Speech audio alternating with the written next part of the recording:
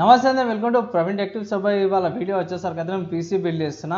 ఎందుకు అంటే మన కమ్యూనిటీ పోస్ట్ నేను 15 days back i3 PC build చేయాలంటే అందరూ కూడా 75 or 78% అయితే ఎస్ అని పెట్టారు. సో అందుకే 15 డేస్ తర్వాత అయితే ఈ పీసీ బిల్డ్ అయితే చేస్తున్నా.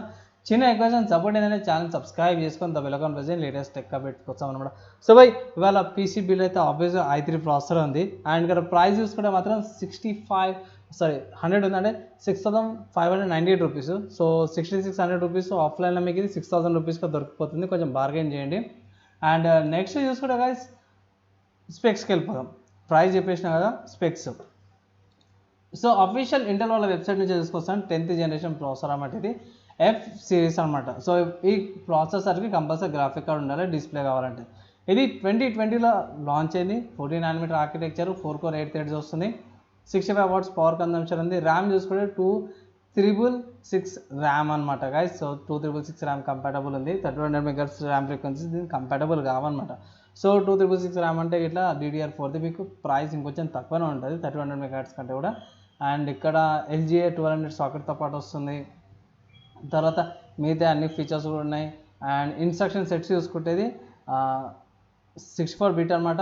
ఎక్స్టెన్షన్ చూసుకుంటే SSE 4.1, SSE 4.2 అండ్ AVX2తో పాటు కూడా వస్తుంది. మీకు వర్చువలైజేషన్ సపోర్ట్స్ అవన్నీ కూడా ఉన్నాయి. ఏంటంటే GPU సంబంధించిన కాంపోనెంట్ ఏదైతుంది దీన్ని డిజేబుల్ చేసేసారు అనమాట. సపరేట్ గ్రాఫిక్ పెట్టుకుని అవుట్పుట్ వస్తుంది.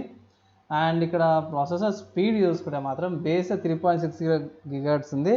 అండ్ టర్బో బూస్ట్ చేస్తే 4.30 GHzకి టర్బో బూస్ట్ అవుతుంది అనమాట. క్యాచ్ ఫైల్ చూసుకుంటే ఓవరాల్గా 6 MB క్యాచ్ ఫైల్ ఉందన్నమాట. నెక్స్ట్ మదర్బోర్డ్కి వెళ్ళిపోదాం. సో ఇక్కడ మదర్బోర్డ్ చూసుకునేసరికి MSI Pro H410 మదర్బోర్డ్ అనమాట.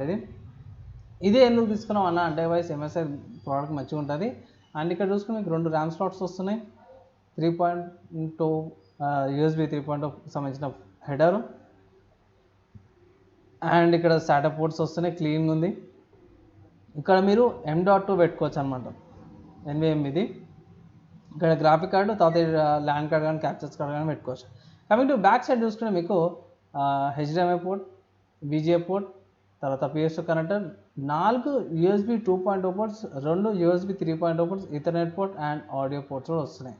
తర్వాత మదర్ బోర్డ్ చూసుకుంటే మీకు normal CMOS battery, processor, VRMs basic ఉన్నాయి. పెద్దగా VRMs అంత ఏం లేవు, బేసికే ఈ బడ్జెట్లో.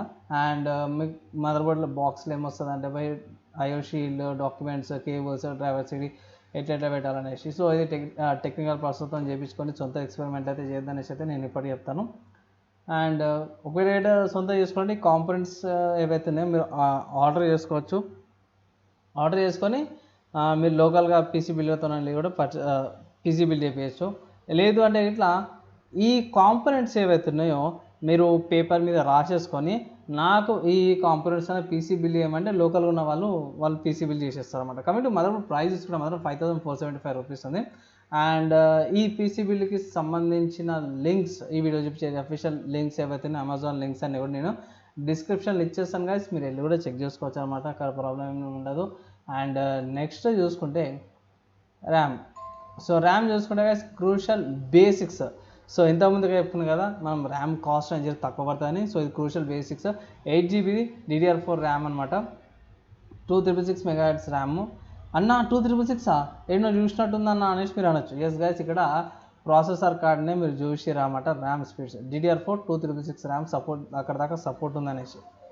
సో అందుకే మనము 266 ర్యామ్ తీసుకున్నాము. అండ్ ఇక్కడ డెస్క్టాప్ ర్యామ్ అనమాట. మీకు హీట్ సింక్లు కానీ లేకపోతే అవి ఇవి ఏం లేవు, బేసిక్ ర్యామ్, బేసిక్ వర్క్కి సరిపోతుంది. 2,130 రూపీస్ ఉంది. ఆఫ్లైన్లో మీకు ఇంకా తక్కువకి వస్తుంది. 266 ర్యామ్ అంటే మీకు ఇంకా ప్రైస్ చాలా తగ్గుతుంది. ఫర్ ఎగ్జాంపుల్ ఆఫ్లైన్లో ఇది 1,800 రూపీస్ వస్తుంది అనమాట ఆఫ్లైన్ ప్రైస్. నెక్స్ట్ గైస్ చూసుకుంటే స్టోరేజ్ అనమాట. సో స్టోరేజ్కి వచ్చేసరికి ఇక్కడ కొంచెం ట్విస్ట్ అయింది అనుకోవచ్చు. 512GBది సాలిడ్ స్టేట్ డ్రైవ్ తీసుకుంటున్నాను అనమాట. M.2 ఇది PCI 3.8. సో ఇక్కడ చూసుకోవచ్చు M.2 512GBది NVMe. అండ్ ఇదే ఎందుకన్నా అనేసి అనొచ్చు అన్న 4,000 అనేసి అనొచ్చు. జస్ట్ గైస్ దీని పర్ఫార్మెన్స్ చూసుకుంటే మాత్రం దుమ్ము దులిపే పర్ఫార్మెన్స్ స్పీడ్ ఉంటుంది. సో మీరు హార్డ్ డిస్క్ యూజ్ చేసి మళ్ళీ దీనికి వచ్చారు అనుకోండి, మీకు ఆడ డిఫరెన్స్ కనిపిస్తుంది. ఇక్కడ వాళ్ళు రిటైర్డ్ స్పీడ్స్ కూడా కనిపించింది కదా. అన్న ఇది చిన్నగా ఉందన్న ఏడబెట్టుకోవాలన్నా అనేసి కూడా మీకు డౌట్ రావచ్చు. సో నేను ఏం చేస్తాను అంటే మీకు మదర్ బోర్డ్ కాడకి వచ్చేస్తాను. సో మదర్ బోర్డ్ కాడ ఇక్కడ గ్రాఫిక్ కార్డ్ కాడ మీకు స్క్రూస్ లాగా కనిపిస్తున్నాయి కదా. సో ఈ M.2లో కూడా కొన్ని సైజెస్ వస్తాయన్నమాట, స్మాల్, మీడియం, లార్జ్ అనేసి. మళ్ళీ లార్జ్ సైజు ఇక్కడ గ్రాఫిక్ కార్డ్ పైన క్యావిటీ కనిపిస్తుంది, ఇక్కడ పెట్టేసి మనం పెడితే అది వచ్చేస్తుంది. సో టెక్నికల్ పర్సన్ ఎవరైతే ఉంటారో లేకపోతే లోకల్ పీసీ పీసర్స్ ఉంటారో వాళ్ళు మీకు హెల్ప్ చేస్తారన్నమాట గైడ్ చేయడానికి. లేదంటే ఇట్లా వాళ్ళకి కాంపోనెంట్స్ అని చెప్తే వాళ్ళు మీకు ఈ కాంపోనెంట్స్ ప్రకారం వాళ్ళు పీసీ బిల్డ్ అయితే చేస్తారు. అన్న నువ్వు హార్డ్ డిస్క్ ఎందుకు రికమెండ్ చేస్తలేవు అనేసి మీరు అనొచ్చు. సో రీసెంట్గా ఏమైందంటే చాలామంది హార్డ్ డిస్క్ తీసుకుంటలేరు. రీజన్ ఏంటి అంటే మ్యాక్సిమం స్టోరేజ్ ఏదైతుందో ఫాస్ట్గా ఉండాలి కాబట్టి 512 జీబీది మంచి స్టోరేజ్ తీసేసుకుంటారు, ఫాస్ట్ది. అండ్ ఎక్స్టర్నల్ స్టోరేజ్ అంటారు కదా, సో ఎక్కడికంటే అక్కడికి ట్రావెలింగ్ చేసుకోవడానికి ఎక్స్టర్నల్ స్టోరేజ్ డివైసెస్ వాళ్ళు అవి ఎక్కువ తీసుకుంటారు అనమాట. For example 2 TB external storage తీసేసుకుంటారు. మెయిన్ ఇంపార్టెంట్ ఫైల్స్ ఎప్పుడో ఒకసారి అమాసపున్నాక తీసేటివి మూవీ ఫైల్స్ ఏమైనా ఉంటాయి ఇట్లా అవి దాంట్లో వేసేస్తారు. అవసరమైనప్పుడు కనెక్ట్ చేసేసుకుంటారు, దాని నుంచి ప్లే చేసుకుంటారు అనమాట. అవసరం లేనప్పుడు తీసేస్తారు. సో అలా మీకు పవర్ కూడా కొంచెం సేవ్ అవుతుంది అనుకోండి. ఇది ఇంకా పవర్ వోల్టేజ్ తక్కువ అయితే పర్ఫార్మెన్స్ కూడా చాలా బాగా వస్తుంది అనేసి అందరూ M.2కే ప్రిఫర్ చేస్తారు అనమాట. అదే మీరు గేమర్ అయితే ఇట్లా గైస్ ఇక్కడ 512కి బదులు మీరు 1 TB తీసుకోమనేసి అయితే నేను రికమెండ్ చేస్తాను. లేదన్నా నా దగ్గర అంత బడ్జెట్ లేదంటే బడ్జెట్ వచ్చినప్పుడు పర్చేస్ చేసుకోండి. హార్డ్ డిస్క్ నుంచి M.2కి పర్ఫార్మెన్స్ చాలా డిఫరెన్స్ వస్తుంది, నేను చెక్ చేశాను. కొన్ని రోజులు ఆగండి, ఈ M.2 ప్రైజెస్ కొంచెం తగ్గుతాయి అనేసి అయితే నా advise. Next guys graphic card అనమాట. సో బడ్జెట్ తక్కువ ఉంది కాబట్టి నేను ఏం చేసిన అంటే ఎన్విడియాలో 10 సిరీస్ గ్రాఫిక్ కార్డ్ తీసుకున్నాను. మీరు అనొచ్చు అన్న 10 సిరీస్ గ్రాఫిక్ కార్డ్ ఎందుకన్నా, పైసలు కూడా చూడండి 7,500 ఉంది, నాకు 5,000కు 3,000కు 710 లేకపోతే 730 వచ్చేస్తుంది, గ్రాఫిక్ కార్డ్ ఎందుకు తీసుకోవాలనేసి అనొచ్చు. సో గైస్ ఇక్కడ ఫస్ట్ మనం తీసుకునేది ఏంటంటే జొటాక్ది తీసుకుంటున్నాము. సో జొటాక్ది వచ్చేసరికి అయితేనేమో 5 years వారంటీ వస్తుంది అన్నమాట, ఎక్స్టెండెడ్ వారంటీ వస్తుంది జొటాక్ వాళ్ళది. అండ్ ఇంకొకటి ఏంటంటే AMD వాళ్ళది FSR అని ఉంది. సో AMD వాళ్ళ FSR 10 సిరీస్ గ్రాఫిక్ కార్డుల మీద పనిచేస్తుంది. సో 1030 కూడా 10 సిరీస్ గ్రాఫిక్ కార్డే కదా. 10 సిరీస్ అని ఎట్లా చెప్తామన్నా అంటే స్టార్టింగ్లో 10 నెంబర్ ఉంది కదా, 1030 అట్లా 101030, తర్వాత 1050 1050 Ti, 1060 1080 Ti అట్లా 10 సిరీస్ని అంటారు. సో అట్లా మీకు దీంట్లో FSR ఎనేబుల్ ఆప్షన్స్ కూడా ఫీచర్ ఉందన్నమాట. FSR ఏమంటారు సపోర్టెడ్ గేమ్స్లో ఈ FSR సపోర్ట్ అవుతాయి అన్నమాట ఈ గ్రాఫిక్ కార్డులకి. సో అలా మీరు అది ఎనేబుల్ చేసుకుంటే ఒక 10 to 15 FPS మీకు ఇంప్రూవ్మెంట్ వస్తుంది. కొంచెం డిస్ప్లే రెజల్యూషన్ తగ్గించుకోవచ్చు, కానీ మీకు ఇక్కడ గ్రాఫిక్ కార్డ్ కూడా బడ్జెట్ సేవ్ అవుతుంది. అందుకే నేను 1030 తీసుకోమంటున్నా గేమింగ్ కార్డ్. అండ్ ఇంకోటి ఏంటంటే ఎన్విడియా గ్రాఫిక్ కార్డ్ కాబట్టి మీకు మీడియా ఎన్కోడర్స్ వస్తాయి. అండ్ తర్వాత గేమింగ్ లైవ్ స్ట్రీమింగ్ అయినా సరే కొంచెం ఏం ఇష్యూస్ రావు. లేదు అన్న నాకు AMDలో అంటే పోయి AMDలో ప్రైజెస్ తక్కువ ఉన్నాయి, కానీ ఇంకొంచెం లిటిల్ బిట్ అయితే జర ఒక నెల 2 నెలలు ఆగుతాయి, ఇట్లా MRP కంటే కూడా తక్కువ వచ్చే ఛాన్సెస్ ఉన్నాయి. సో ఇవన్నీ అయిపోయినాయి, కాంపోనెంట్స్ అన్నీ తీసుకున్నాం. ఏ పెడతాం అంటే క్యాబినెట్ తీసుకోవాలా. సో క్యాబినెట్ తీసుకునేసరికి నేను ఫింగర్స్ క్యాబినెట్ తీసుకుంటున్నా. అన్న నువ్వు యాక్చువల్లీ ఫింగర్స్ క్యాబినెట్ ఎందుకు చెప్తున్నావు అనేసి మీరు అనొచ్చు. ఏం లేదు, తమ్ముళ్ళకి అందరికి చెప్తాను, తమ్ముళ్ళకి చెల్లెళ్ళకి అందరికి ఒకటే మాట చెప్తున్నా ఏంటంటే ఫింగర్స్ క్యాబినెట్ తీసుకుంటే ఇది క్యాబినెట్ ప్లస్ SMPSR 2 వస్తున్నాయి బండిల్ అనమాట. సో పవర్ సప్లై మీకు సపరేట్గా తీసుకోవాల్సిన అవసరం లేదు, దీని లోపల పవర్ సప్లై వస్తుంది విత్ వారంటీతో పాటు వస్తుంది అన్నమాట. ఫింగర్స్ వల్ల సర్వీస్ సెంటర్కి వెళ్ళేసి లోకల్గా ఉన్న సర్వీస్ సెంటర్కి వెళ్ళేసి మీరు పర్చేస్ చేసుకోవచ్చు. నేను ఆల్రెడీ ఫింగర్స్ది క్యాబినెట్ యూజ్ చేస్తున్నా, కానీ ఏంటంటే నేను గ్రాఫిక్ కార్డ్ చేంజ్ చేసిన కాబట్టి పవర్ సప్లై కూడా కోర్స్ ఏది ఉండే కాబట్టి ఫ్యూచర్ ప్రూఫ్ అయిపోయింది. మీరు మ్యాక్సిమం 1030 మస్ అయిపోతుంది నార్మల్ పర్సన్కి అయితే. బేసిక్ గేమ్ ఆడడానికి మీరు editing, live streaming, tech videos అవన్నీ కూడా చేసుకోవాలంటే పోయి మీకు సరిపోదు. అండ్ హై లెవెల్ గేమింగ్స్ ఆడుతా అంటే ఇట్లా మీకు అది ఇబ్బంది అవుతుంది. సో అలాంటి వాళ్ళకైతే నేను కోర్స్ అది పెద్దది తీసుకోమంటే, లేదు నార్మల్గా అయితే ఇట్లా మీరు క్యాబినెట్తో పాటు వచ్చే పవర్ సప్లై సరిపోతుంది యావరేజ్ యూస్కి అయితే. సో ఓవరాల్గా ప్రైస్ బాగానే 25 ఉంది. ఆఫ్లైన్లో మీకు 2000 రూపీస్కి వచ్చేస్తుంది విత్ పవర్ సప్లై. లేదు దీనికంటే చిన్న సైజ్ తీసుకుంటే మీకు 1500 నుంచి 1700 మధ్యలో కూడా వస్తుంది. సో అలాంటి అవి జెబ్రానిక్స్ నుంచి వస్తాయి. సో జెబ్రానిక్స్ చాలా మటుకు అయితే రికమెండ్ చేయను, ఎందుకంటే 2-3 సార్లు ఇష్యూస్ వచ్చినాయి, ఛాన్సాలు కూడా వాళ్ళ సర్వీస్ సెంటర్కి వెళ్ళి పవర్ సప్లై చాలా చేయించుకోవాల్సి వచ్చింది అనమాట. సో అప్పటి నుంచి డిసప్పాయింట్మెంట్ అయిపోయినా. అండ్ ఇవి ప్రైస్లు అనమాట ఇవన్నిటికీ.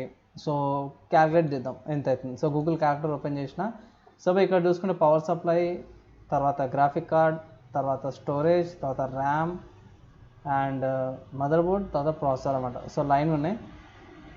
సో ఫస్ట్ది 6598 వచ్చేసరికి అయితే ప్రాసెసర్ది, 5475 వచ్చేసరికి మదర్ బోర్డ్ది, 2100 వచ్చేసరికి ర్యామ్ది, 4625 వచ్చేసరికి అయితే స్టోరేజ్ది, 7499 వచ్చేసరికి అయితే గ్రాఫిక్ కార్డ్ది, 2499 వచ్చేసరికి అయితేనేమో క్యాబినెట్ విత్ పవర్ సప్లై. అన్నీ అయిపోయినాయి కదా. ఇక్కడ ఈక్వల్ టు మీద కొడుతున్నా. సో ఎంత అవుతుంది? 28,826 అవుతుంది. అన్న 28,000 అవుతుంది అన్న అనేసి మీరు అనొచ్చు. ఎస్ గైస్, 28,000 అవుతుంది. అండ్ నా అడ్వైస్ ప్రకారం చేస్తే ఇట్లా ఆఫ్లైన్లోకి వెళ్ళేసి మీరు ఇంకొంచెం బార్గెన్ చేయండి, జర తక్కువ చేయండి అన్న అది ఇది అంటే ఇట్లా వాళ్ళు ఇది రౌండ్ ఫిగర్ చేసేసి 27 లేకపోతే 28,000 కన్నా సార్ రౌండ్ ఫిగర్ చేస్తారు. అండ్ ఆఫ్లైన్లో ప్రైజెస్ జర డిఫరెంట్గా ఉంటాయి. ఆన్లైన్ కంటే కూడా మీకు 2,000 3,000 డిఫరెన్స్ వస్తుంది. సో 2,000 3,000 పెట్టుకున్నా కూడా ఇది మీకు ఎంత 25,000 పీసీ బిల్ అవుతుంది. సో ఈ వీడియో ప్రకారం చూసుకుంటే 28,000 ఉంది. అందుకే థంబ్నెయిల్లో కూడా 28,000 అనేసి నేను థంబ్నెయిల్ కూడా పెట్టినా అనమాట. సో ఇది పీసీ బిల్ అనమాట గైస్. మీరేమనుకుంటారు అండ్ మీ ఒపీనియన్ ఏంది ఈ పీసీ బిల్ మీద అండ్ ఈ i3 ప్రాసెసర్ మీద? మీకు ఏమైనా డౌట్స్ ఉంటే కింద కామెంట్ చేయండి. వితిన్ 1 డేలో మ్యాక్సిమం రిప్లై ఇంకా ట్రై చేస్తాను అనమాట. i3 ప్రాసెసర్ కన్నా i3తో ఏం చేస్తాం అనేసి కూడా అనుకోకండి. నేను చాలామంది చిన్న చిన్న టెక్ యూట్యూబర్స్ని చూస్తున్నాను. వాళ్ళ బడ్జెట్ ఉండే మంచి వీడియోస్ మంచి కంటెంట్ చేస్తారు అన్నమాట. 4 కోర్ 8 థ్రెడ్స్ వస్తుంది. నేనైనా సరే Ryzen 5 3400G తీసుకున్నా, అది కూడా 4 కోర్ 8 థ్రెడ్సే. సో దాంట్లో పెద్దగా ఫరక్ ఏం లేదే, రెండు కూడా 4 కోర్ 8 థ్రెడ్స్ వస్తున్నాయి. సో ఇది వచ్చేసరికి 14 నానోమీటర్, నా దగ్గర ఉన్న 12 నానోమీటర్. సో 2 నానోమీటర్స్ డిఫరెన్స్ అంతే కదా. సో ఎడిటింగ్కి లైవ్ స్ట్రీమ్కి సరిపోతుంది. ఏంటంటే మీరు గ్రాఫిక్ కార్డ్ ఒకటి అదే 10 సిరీస్ గ్రాఫిక్ కార్డ్ అయితే పర్చేస్ చేసుకోవాల్సి వస్తుంది. అదొక డ్రాబ్యాక్ అంతే తప్పించి మీకు ఏం ఇబ్బంది అయితే ఏం లేదు. అండ్ ఫైనల్గా గైస్ ఒక్క చిన్న రిక్వెస్ట్ ఏంటంటే ఛానల్ సబ్స్క్రైబ్ చేసుకొని బెల్ ఐకాన్ ప్రెస్ చేయండి లేటెస్ట్ టెక్ అప్డేట్స్ కోసం అనమాట. ఈ పీసీ బిల్డ్ మీకు మంచిగా అనిపించింది, యూస్ఫుల్ అనిపించింది అంటే లైక్ అండ్ షేర్ చేయండి. ఈ వీడియోకి అయితే ఇంత బై, నెక్స్ట్ వీడియో కలుసుకుందాం. అప్పటిదాకా అందరూ కూడా సేఫ్గా ఉండండి.